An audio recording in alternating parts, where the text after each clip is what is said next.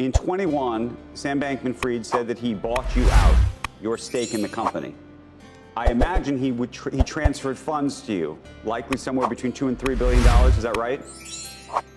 I remember it was $2.1 billion at the time, and a big chunk of that is in FTT tokens, which are now worthless.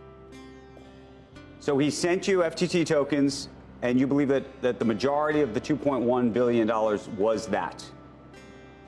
It's a combination of, I believe it was a combination of BUSD, BNB, and FTT.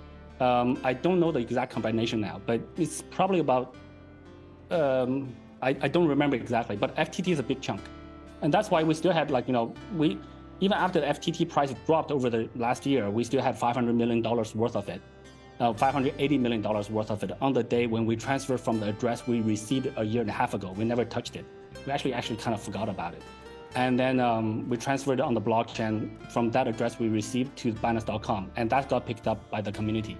So in this industry, everything's very transparent. Well, but my question to you is, both a bankruptcy judge and potentially others could seek, like they did in the case of Bernie Madoff, frankly, to seek to claw back that money. Are you prepared to send that money to them? And by the way, I mean, and maybe this is a risk to your firm. Some will measure it as the value of FTT today. Some may measure it on the value of FTT at the time. So if you had to send a check in US dollars for $2.1 billion, could you? So I think we'll leave that to the lawyers. I think our legal team is perfectly capable of handling it.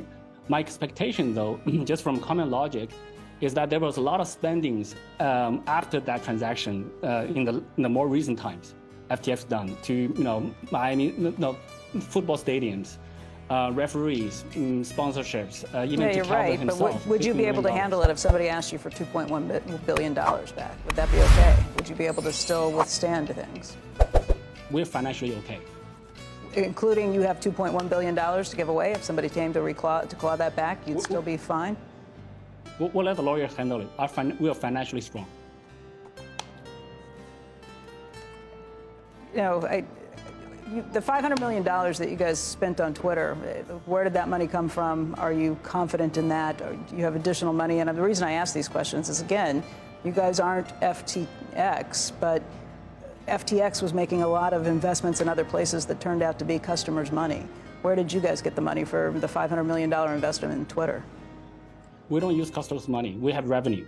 Our revenue comes from trading fees, and we have very solid revenue. We do not spend on crazy advertisements. We're okay. And we paid the Twitter investment already in cash. Was done. It was not customer money. That I can guarantee you.